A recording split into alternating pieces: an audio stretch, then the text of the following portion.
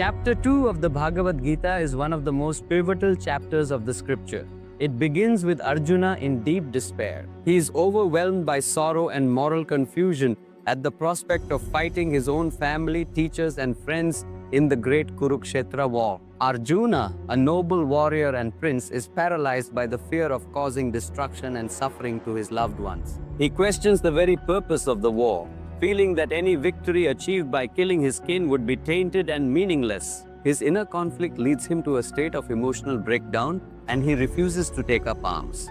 Realizing his inability to resolve this turmoil on his own, Arjuna turns to Krishna, his charioteer and friend, for guidance. This act of surrender marks a turning point as it transforms Krishna into a spiritual teacher, offering profound wisdom that transcends the immediate battlefield and speaks to the universal human condition. Krishna's teachings begin with an incisive critique of Arjuna's misplaced compassion and hesitation, describing it as a symptom of ignorance and attachment. Krishna admonishes Arjuna for being overwhelmed by weak-heartedness, emphasizing that such behavior is unworthy of a warrior. Krishna's first lesson is about the nature of the soul.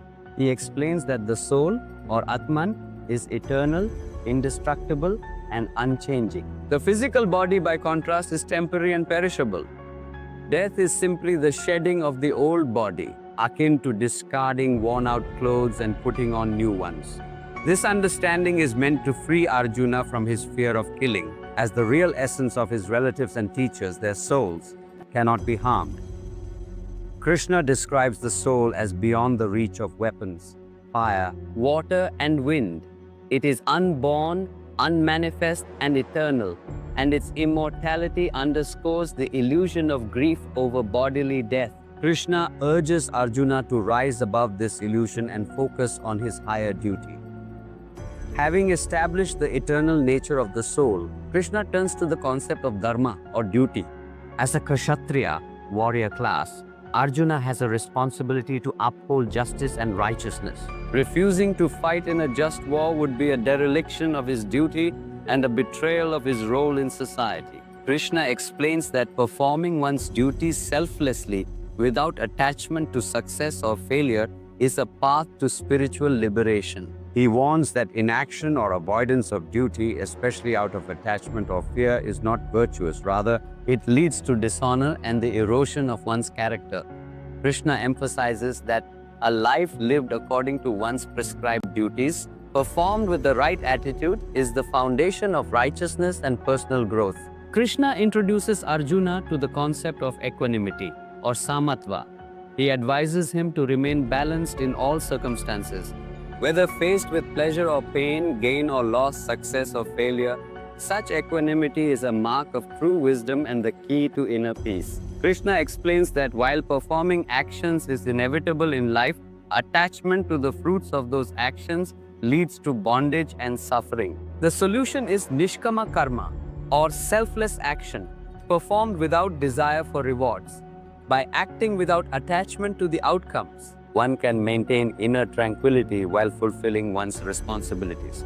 This teaching leads to the exposition of the concept of karma yoga, the path of selfless action. Krishna explains that focusing solely on righteous action without being swayed by desires or fears purifies the mind and prepares it for spiritual enlightenment.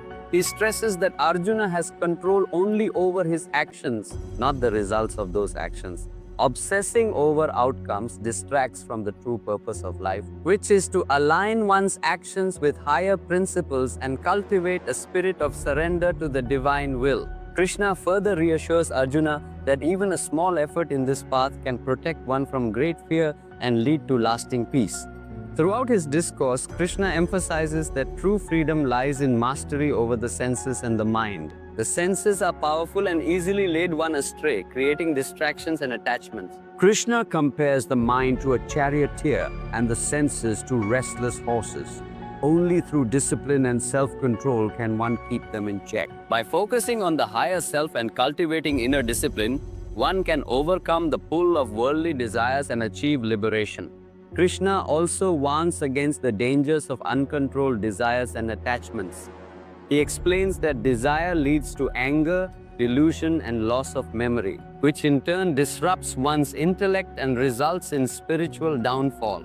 Liberation, he asserts, comes from freedom from these chains of desire. A person who renounces attachment and desire achieves peace and clarity, becoming like a calm ocean that remains undisturbed by the inflow of rivers.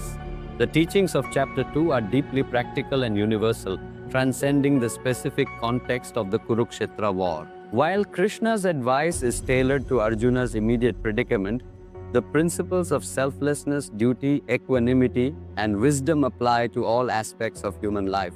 The chapter encourages individuals to act with integrity and purpose, rising above personal fears and attachments to fulfill their roles in the larger cosmic order.